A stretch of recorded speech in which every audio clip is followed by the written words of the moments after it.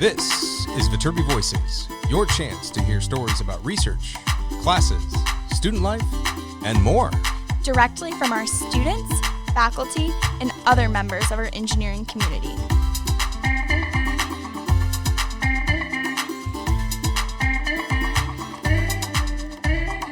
All right here at the USC Viterbi School of Engineering.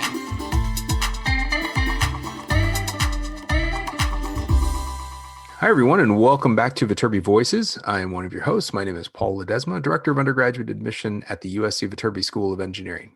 And my name is Audrey Roberts. I'm a senior studying mechanical engineering here at USC. Well, Audrey, here we are. It is almost the end of January. You've just completed your first week of the spring semester? Kind of, week and a half? Our first week was last week, but we only had Friday. So, and then we had Monday off. So I guess in total, yes, a week. So something happened last Friday where everyone said, like, happy start of the semester. I'm like, it's Friday. What's going on? Again, not being on campus, I'm so disconnected. I have no idea what's happening.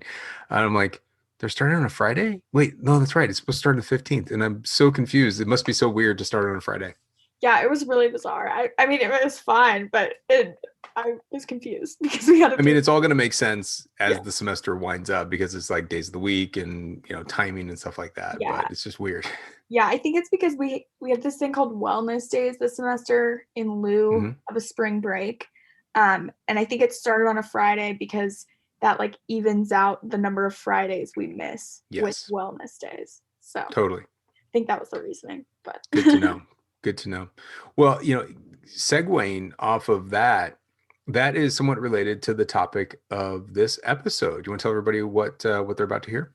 Yes. So this episode, I guess, is kind of looking back at really what is now the third semester. We've had largely online learning and kind of really focusing in on academics and what are the problems that a handful of us have experienced and kind of what we've learned on how to learn how to be an engineer via Zoom. So it's a conversation with myself and a few of our other Viterbi student ambassadors, Sheetal, Christina, and Alex. So we're all in different majors and kind of different phases, although Christina, Sheetal, and I are all seniors, but Alex is not. So get a few different perspectives from that side as well. I think it's going to be a great conversation for everyone to understand. I mean, so many high school students are doing this remotely as well. Yeah. They are thinking about what's like to be going through college in this situation, the possibility that it might continue in the future. No one really knows at this point. Hopefully not, but you never know. And also some important lessons as to, not only how we manage, but how we become successful and how we maybe even change how we do things in the future. So let's get out of the way and hand it over to you to have this conversation about distance or remote learning or virtual learning or whatever you want. What are we calling it? Any of those are good. Any and all. Yeah, there you go. All right. Well, welcome back. Super excited to be here this week with some of my fellow Viterbi student ambassadors. I think all of you have been on the podcast in some form or another, but if all of you can just introduce yourself really briefly. Alex, do you mind kicking us off? Sure. Hi, everyone. My name is Alex. I am a junior from Palos Verdes, California, and I'm majoring in industrial and systems engineering. Awesome. Thanks. And then Christina. Yeah. Hi, I'm Christina. I am a senior majoring in environmental engineering, and I am from Northern Los Angeles area. Amazing. And Sheetal. Hi, my name is Sheetal. I'm a senior. I study chemical engineering with a minor in political science, and I'm originally from Guangzhou, China. So today we're kind of going to be chatting about methods to succeed in online engineering classes because we're now just getting started on our third semester of taking classes online. And I think this is officially coronavirus has been in the US for 1 year today. So I don't think any of us at the beginning imagined this would be the way we graduate for some of us, but nonetheless, I feel like we've all kind of gotten into a groove of at least kind of knowing what to do with virtual learning. So I guess just to get started, do we want to kind of think back, what are some of the like challenges you all faced in your classes with them being in the virtual environment versus, of course, normally learning in person? I think for me, I'm a really big like visual learner. And so I feel like when I go back and reflect on things and remember things, I also remember the room I'm in, which might sound a little silly. But I will say when we first went online, something I really struggled with was like I felt like all of my classrooms were in the same environment. So I realized a lot of my classes were getting blurred together. I mean, it's nice a lot of my classes overlap, which is like one of the great things about an engineering education. But I was like trying to reflect on things and I was like, I'm sitting in the same desk all day staring at the same computer. And I think that was the biggest struggle for me.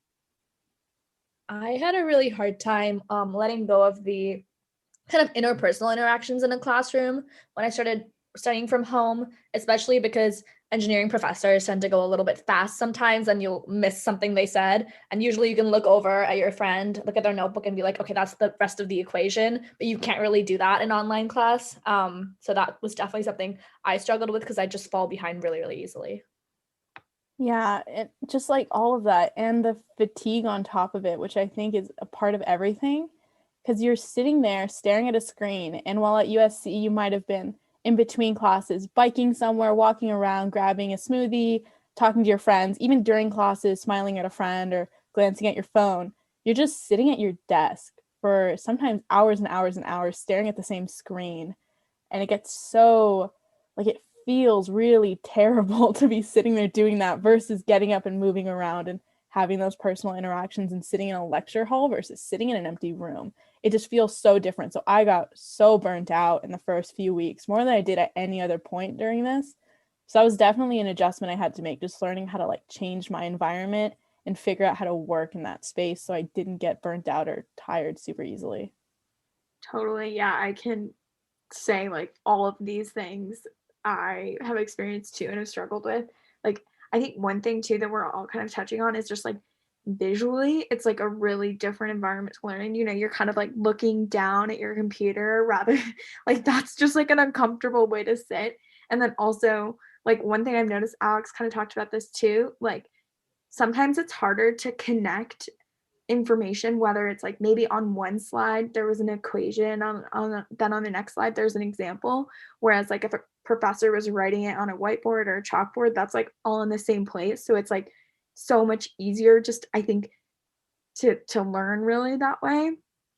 But here we are. So I guess from that, maybe first, I think this is like something we all have experienced, where mentally it's like one after another blocks of time, what Christina was saying, where you don't have that 10-minute break. Typically when we have classes at USC, we have a 10-minute break between where we walk to our next class. So automatically we kind of have that like reset built in. How have you all dealt with not having that and, dealing with kind of that Zoom fatigue that comes with just sitting there for hours? I go first, I Yeah. guess. But basically I worked out. I'm staying at home, like in my childhood home, so I'm still living with my parents.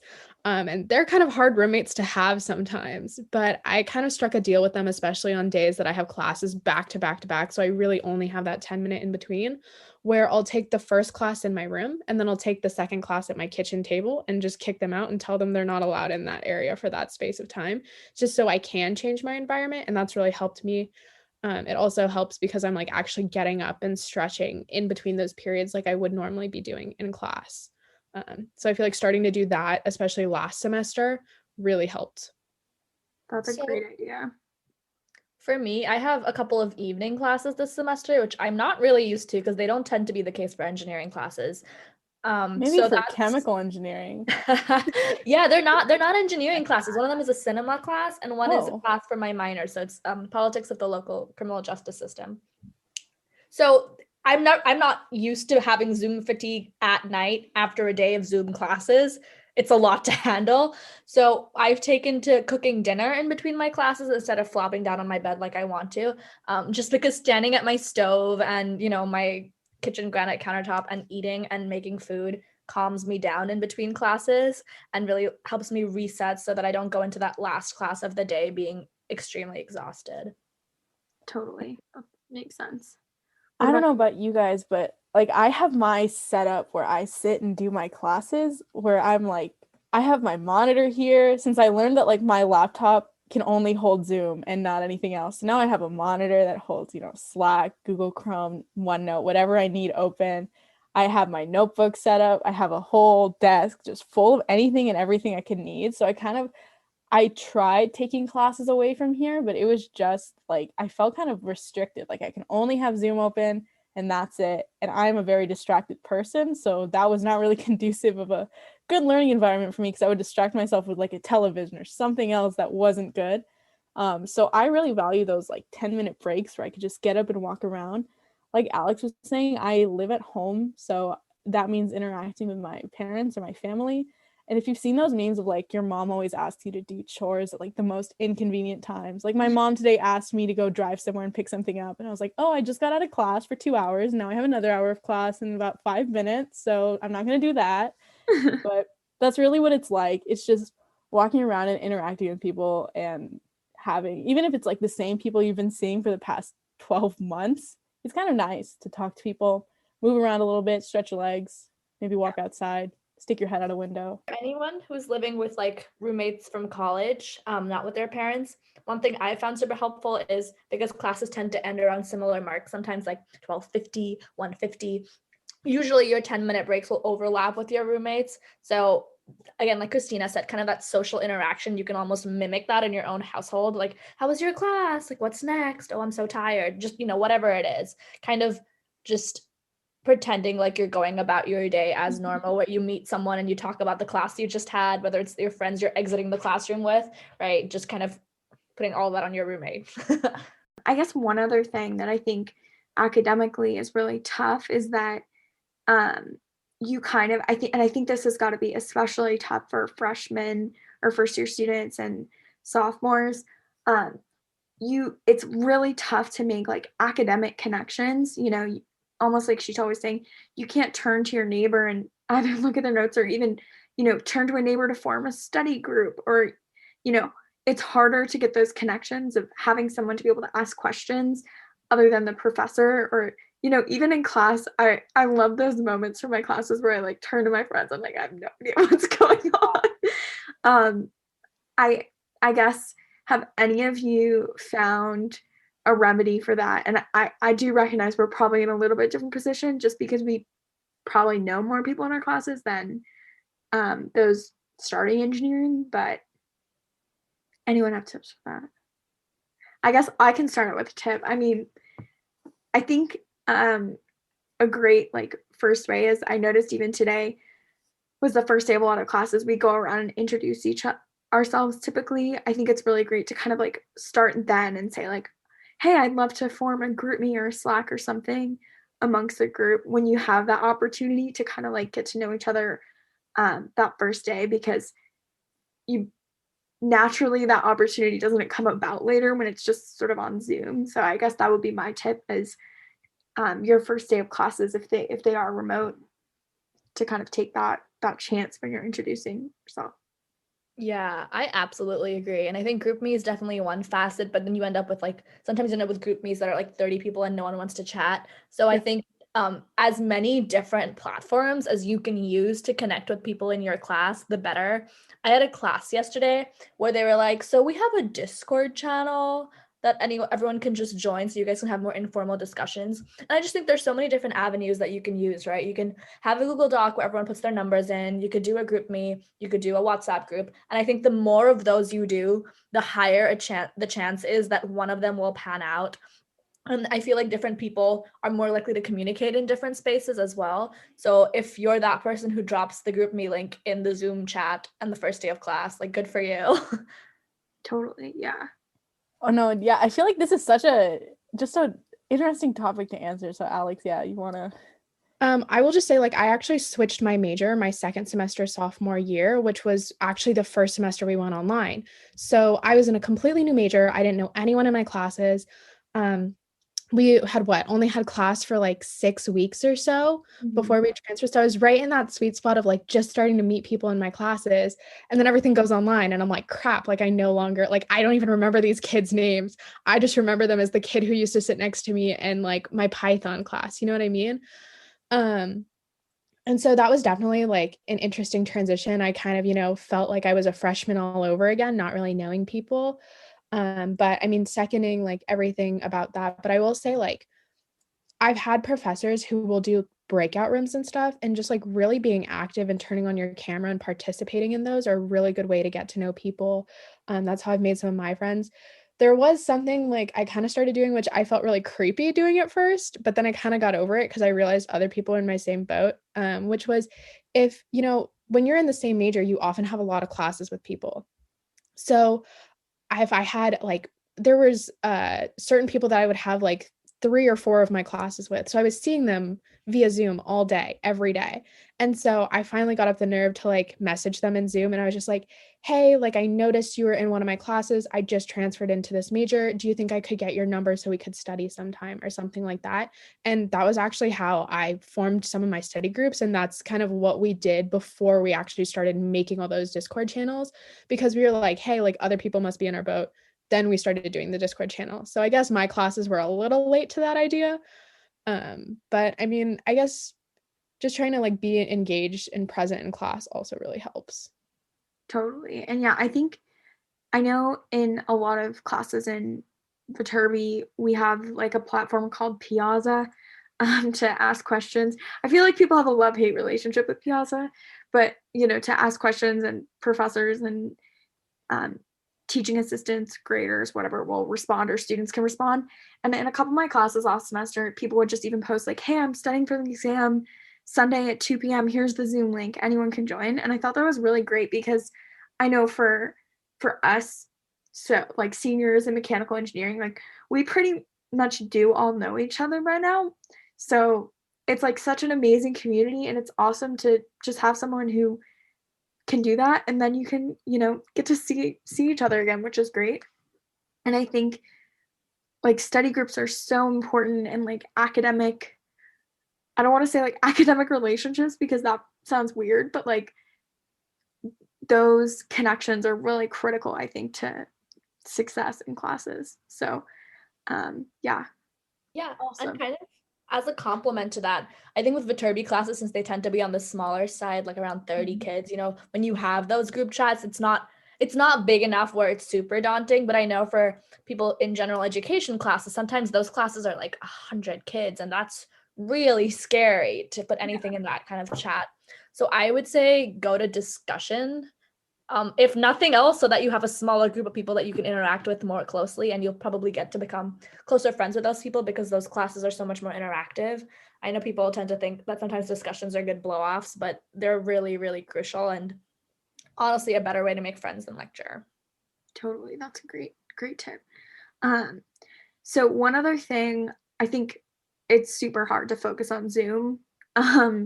What are ways you all have stayed engaged or tried to stay engaged in your classes? And like definitely consider, although I'm sure high school students can relate to this even more because they have like 7 hours of Zoom every day, I imagine. But for us, sometimes we have 3-4 hour classes or labs on Zoom, which I find a little bit exhausting. So yeah, what are your methods for staying focused? I have like no self-control, so I physically have to put my phone and my Switch like away, like in a drawer, in another room, under my bed, somewhere where if I get it, I'll feel guilty. So that's how I've kind of been when it comes to keeping engaged in my Zoom class.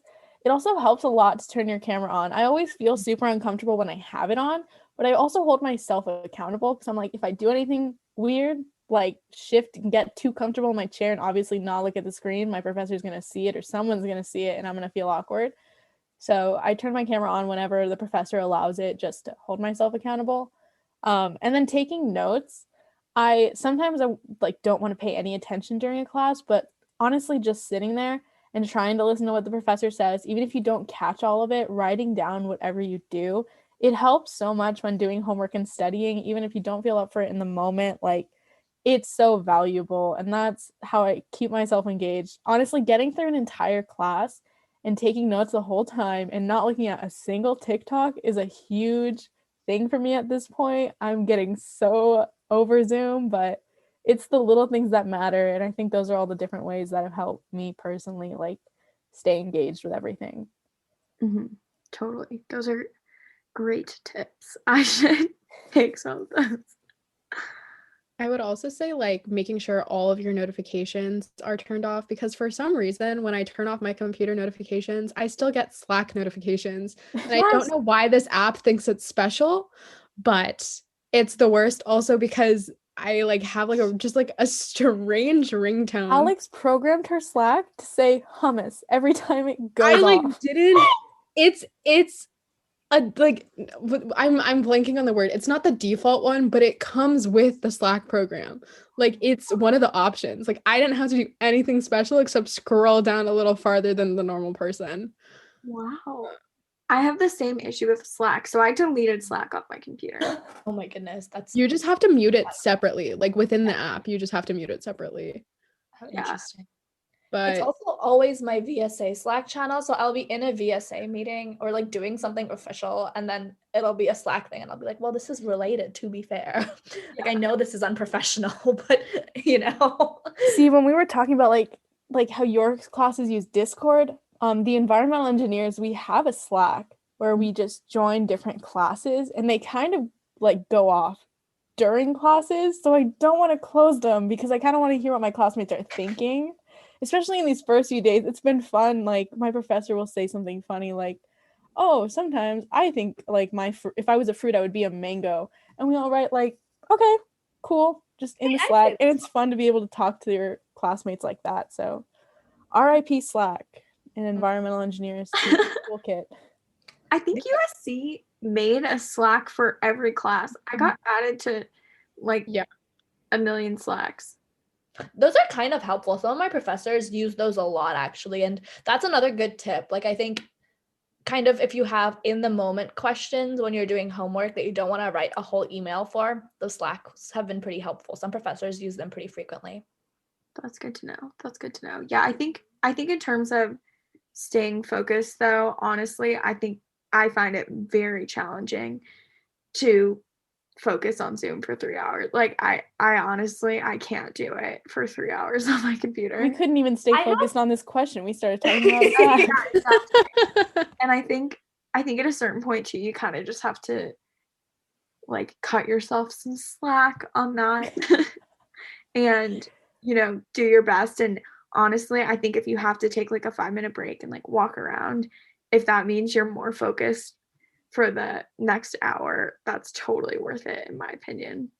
I have a fun idea for you to try, Audrey. I haven't tried this with Zoom class specifically, but I tested it with general work periods last semester, and it worked really well. So I try to Pavlov myself doing things a lot, just because I don't trust my judgment, and I think if I psychologically trick myself into doing things, I'm more likely to continue them. I've been doing with working out lately, and it's been working great. So I've really gotten into candles recently. So I have one candle that I designate as my work candle and one candle that I designate as my relaxation candle. And so for like a week or a week and a half, I would make it a point to burn the work candle every time I had to sit down and do like a period of work. And then I would make it a point that once I was done doing the period of work, I would switch candles. I did that for about a week and a half, 2 weeks.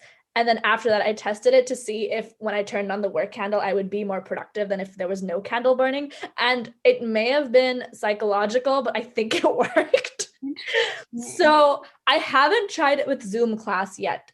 I am hoping to transition it in this week where I have a specific candle burning only during class. And I'm hoping that'll help me stay focused, but I will keep you guys updated. Wow, maybe I need to get a Zoom candle. That's the most chemical engineer thing. Like, only an engineer would ever think to train themselves by the scent of a candle and then test the theory later. Well, I mean, I used to do that with gum. Like, you didn't. Like peppermint. I would chew peppermint gum when I was studying for calculus. Wow. And then like when I would take the test, I would chew the gum. That's like a known study tip. That's but true. The we gum can thing get a is true. step I've further with the noticed that. candle. I think the problem is like we're doing it all day, you know? Yeah. Like It is. there's not enough flavors of gum. Like Her credit card bill is just all candles because she keeps burning through I them. buy a lot of candles. Maybe you just get a relaxing candle then, honestly. yeah. I do think though, these are all good ideas, but I do think having your camera on is like the best way. Like you're going to pay attention if your camera's on. And honestly, I would say in engineering classes, not a lot of people have them on, but you can be that person. Honestly, my professor today started tearing up because she saw that everyone had their cameras on in this class because it was only 17 of us. She was like sharing her PowerPoint and then she closed it and was like, guys, like you all have your cameras on. Like, I love this. She's like, with my last class, like nobody would turn them on at all. And she's like, wow, I just like really appreciate this. And like, she was like getting emotional. And I was like, I have to turn my camera on for this woman every week now. She's so precious. I can't not, you know? Yeah. So. As someone who was a freshman academy coach last semester and had 37 kids and had varying visibility of faces based on what week of the semester it was, trust me, it is very, very, very, very, very wonderful to see actual faces instead of black screens. Yeah, totally. Well, a lot of things to try here. And then I guess one thing as well, I think just like doing homework and studying for exams, taking exams, these all feel really different. Even if obviously you're not like doing homework on Zoom or that kind of thing, it's similar. I'm like with myself and my piece of paper doing homework, but like I think it is a little more challenging just because you come from class to homework in the same location. Like there's just no boundaries. How have you all like dealt with that and been able to be productive but also kind of like manage that stress, I guess? I think, picking up hobbies that don't involve screens Yeah. has been kind of like my biggest way to help manage that, and kind of also just setting like time boundaries, like the Pomodoro technique where you do like 25 minutes of work and then 5 minutes off. I feel like my attention span has definitely been slipping over the past like year, and so I feel like the Pomodoro technique like really helps. But it's also kind of like, using like Google Calendar to make sure I have like my work all mapped out, so that way I can be like, at 8 p.m. tonight, I'm cutting myself off. Like I need to just stop because I've been on my computer way too long. And then I'll like go pick up a book, like a physical book, and read that. Or I'll like save a recipe I saw on TikTok and like make that. And so I feel like making a more conscious effort to avoid screens when I'm not doing work. I think on top of that, just like acknowledging that you can't do things the same way as you used to, and that's okay, is a huge thing. Because I used to watch Netflix as like a fun way to relax. Last night I literally went to bed at 8 p.m. because I'm like, there's nothing else to do and I just want to sleep, even though I could have done more stuff on my computer just because I was staring at my screen all day. So like I used to just sit and do homework at a desk because that would be the only time I sat at my desk. But now that I'm there every day, I try to vary it a little bit. Like I'll do homework at a kitchen table, or I'll sit outside and do homework, or I'll sit on my bed and do homework and give myself a little leeway with that.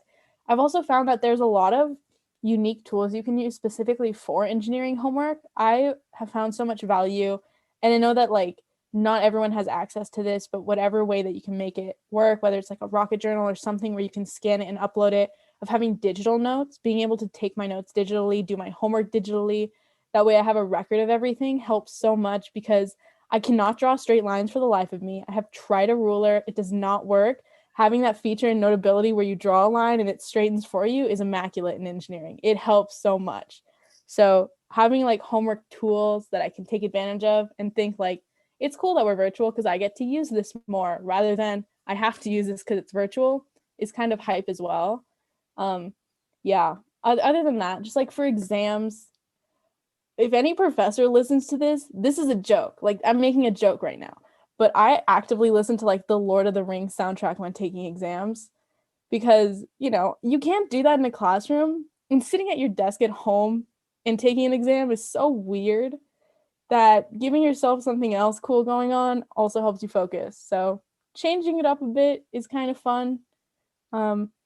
Yeah, just encouraging yourself to focus in any way you can and trying to get excited about it, even if it's not the most exciting stuff you're doing. I've found super useful. Yeah, totally. Yeah, I think I'm a pencil or pen and pencil and paper kind of person, so digital notes are tough. But I do think one thing that's been super helpful is just like having all your homework scanned and stuff like that to reference for studying is actually more helpful because I'm like kind of a messy notebook, messy desk kind of person and have a lot of crumpled homeworks. So the scanned ones are great. And yeah, totally, Alex, like having your other activities not be screen time, I think is really crucial. Well, I think we've kind of hit like the main concerns that we kind of mentioned coming into it. Do you feel like after all this time, you've been able to kind of like get a hang of, doing school this way? I know for me, like Christina said earlier, I'm super tired of it, but also this like almost feels normal now, which I don't know if that's a good or a bad thing, but like doing these things does help, I guess. I don't know. I think for me, not really, but I also know that's a little bit of a unique case because I have a very different course load this semester than I had last semester. Last semester was primarily STEM classes, the kind of work you do, the kind of attention you pay in class, the kind of homework and weekly assignments you have are so different to the classes I'm enrolled in this semester that for me, it's kind of like starting all over. Like, I don't know how to take a class that has 100 pages of reading over Zoom. That's a lot of screen time in addition to being on Zoom. Right. Much more so than my engineering classes. So for me, I kind of feel like I'm doing it again. Yeah, that makes sense. What about you, Christina? I feel like I've learned a lot of skills along the way and it's made it a little easier, but I feel like what's helped the most, and shout out to the professors, is like the adaptation that our professors have had to this change. Because I feel like the first semester when everything went online, like I was taking a water chemistry class. How do you convert a lab section to an online section without that much of a warning? So the first semester was definitely tough when everyone was scrambling. I know some professors didn't even know how to use Zoom, didn't really know how to use the computer that well, especially engineering is such a visual thing. Like if you're in a humanities class, you can have a discussion over Zoom, but you can't really show an equation that easily. So I noticed this semester as it started kicking up, professors are they are comfortable with this at this point. They have slides ready. They have a plan in place. They're ready to teach you. They know their systems. So I'm like, the more my professors are confident in that they're going to teach us, we're going to learn everything, we're going to have a good semester, I'm just getting more hyped up. So I'm getting more comfortable with it, that I can do this because the professor says I can, because he seems like he can do this as well. So shout out to the engineering professors who have learned to teach engineering online despite all the odds. I feel like that's definitely helped the most because I learned so much now when in March I thought it would have been all on my own and all impossible. Yeah, totally. Oh, 100%. I will say, like, on that note of like how to do a lab online, I do have one professor and she was like, I really want to make labs fun this semester. They weren't that fun last semester. And it's my human factors in work design class. So it's basically studying, how like humans affect, designing products and everything.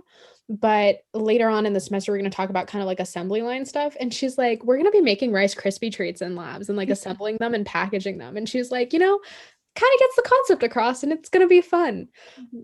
So I think just kind of like acknowledging like the effort that they're putting in and the effort that you're putting in, just like taking the small wins and taking like the good things from class really helps. Like Audrey mentioned earlier, like messy notebook. I'm very much the same way where I'm like, oh shoot, like what did the professor say? But with Zoom, they record their lectures so you can go back and watch it. And I know like that is something I'm going to miss when everything is back in person again, just because like I'm not necessarily going to have that ability anymore. But I really just think like looking for the positives in it have like helped make it more manageable. Totally. Well, I guess anything else to add beyond what we've covered?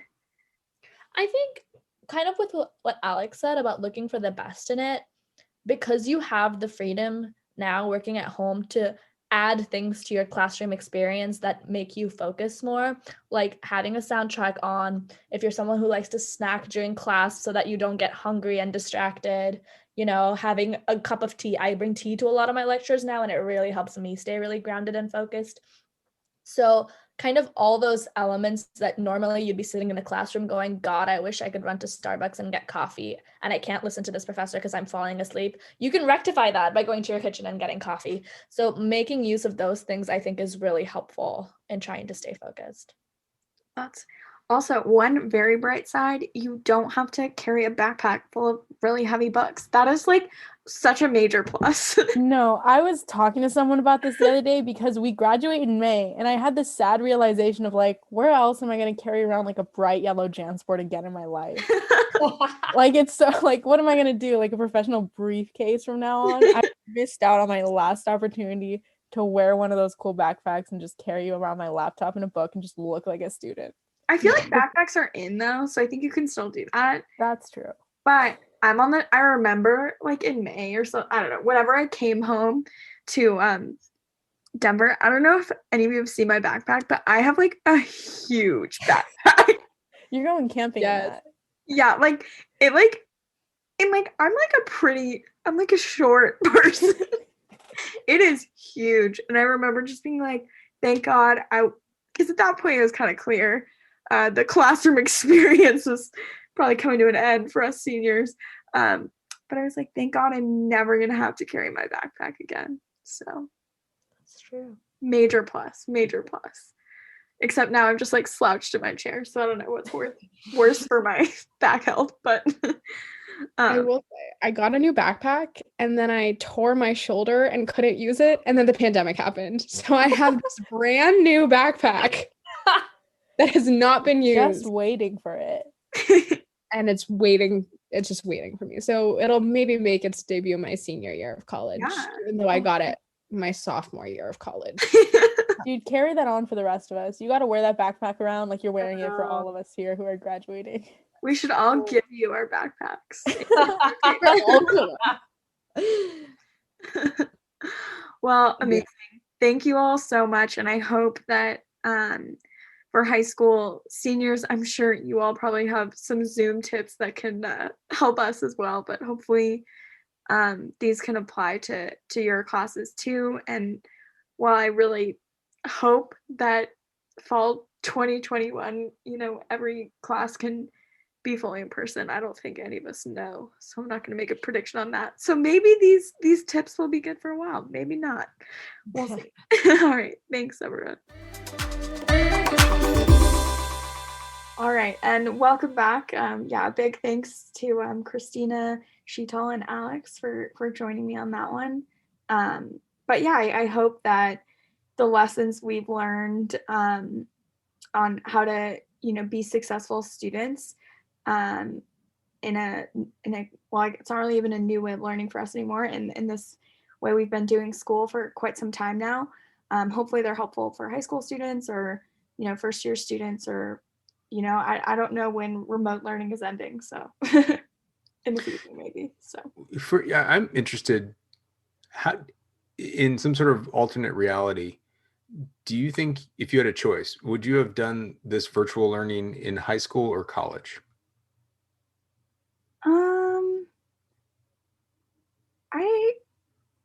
I'm not sure. I mean, I don't know. I don't think that's a choice that I have. So I'm gonna. You don't. It's a pure hypothetical conversation topic. I think there's probably different challenges. Like I do think in high school, I don't know how a lot of schools are doing it, but I know like my cousins are in high school, so they are on Zoom like every day from like 7 to 3. That's kind of what my school schedule was. And I think that would be really tough. That would be horrible. Really being on Zoom all day. Whereas like I do have days like that, but typically the longest time I'm really on Zoom is like 3 hours in a row or something. Although this semester I do have one that's like 6. So I can understand that. I think that would be really challenging. And I do think to in high school, most of your classes aren't really like lecture based. So I can see how it'd be tough to like transition that to Zoom. Yeah. But that being said, I think at least for me, the past couple of years or the last 2 years of my degree plan as a mechanical engineer is really where the hands-on stuff comes in. So I've like definitely kind of missed out on that a little bit, which I think is definitely a detriment to what I've learned. So I don't know. I think it depends. And one thing we talked about a little bit in this episode 2 is like, I think it was a little easier for like Christina, Sheetal, and I as seniors in our majors, or now we're seniors, but at the time when this started, we were juniors, because we already had like all the connections in place. We probably already knew a lot of our professors. Our classes are really small, so we know almost everyone in our major. So like, it was really easy for me to just text my friends and do a study group over Zoom. And that I think is like the most important part of college, like those relationships. And I think academically, it's really critical to have those to succeed. And so it was like easier for me to move that part of school online, whereas Alex was talking about how she had just switched into her major. She didn't really know anyone. So that's more similar to kind of the first year experience. And that's super tough. Like, I think I literally can't imagine, because I think the most important part of my mechanical engineering degree, besides, the skills I've learned, are really the people I've met. And so to really have to work for that, I think would be tough. So I think we're all kind of in different phases. I think the first year of college would be really tough to have it virtually, but I do hope, since at least everyone at USC is in this situation, maybe, when we do get back to some in-person learning, they can kind of get that experience at that time. So. Yeah, no, you're right. You brought up a number of things that I guess I've always known were there. I just never really thought about it. But that idea of that traditional high school schedule being 100% Zoom is got to be horrible. Because college classes are broken up over time. I mean, even when I'm working right now, like I have a general rule in our office that we can't do any more than 2 hours in a row, and usually we never hit 2 hours. If we hit 2 hours, it's something because there's something serious we have to do. Like we have an upcoming meeting. Well, we can talk about it. We have to decide scholarship finalists. And so we're all reading applications right now. For those of you that are listening, yes, we're doing lots of reading. And that traditionally comes together in like multiple days of us doing follow-up evaluations and, having conversations about how we, decide who will move forward in the finalist status. And it's, sometimes it's like a debate, sometimes it's like an argument, and it's like, everybody comes with like their winners, for lack of a better term, and how we want to make sure we're going to move these around. That's traditionally done. And this, our small conference room. Yeah. That's usually like us with like stacks of paper, like applications. We've got like the whiteboard going crazy. We've got all these different notes everywhere. We got Post-it notes going crazy of like our deliberations and what we're going to do. And we have to figure out who we're going to invite, who we're not going to invite.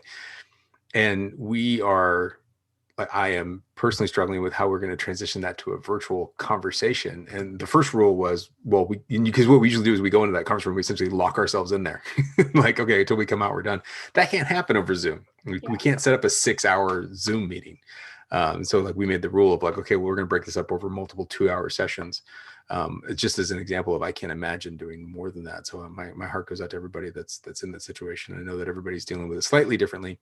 But I really appreciate everybody's resolve and strength as we kind of get through this process and figuring out, especially all of you as college students. I couldn't have done it if I were you guys. And I don't mean to rub it in, but I always am very vocal about the fact that I love this for professional work. I love not having to commute to work. And people are like, what? I'm like, yeah, if I could stay remote, I would do it. This is great. And so it's really different and interesting, but for a student environment, it's definitely challenging. Alrighty. Well, hey, Audrey, thank you so much for organizing and hosting this conversation for everybody to listen. And for all of you out there, hang in there. We will see you next time on the podcast.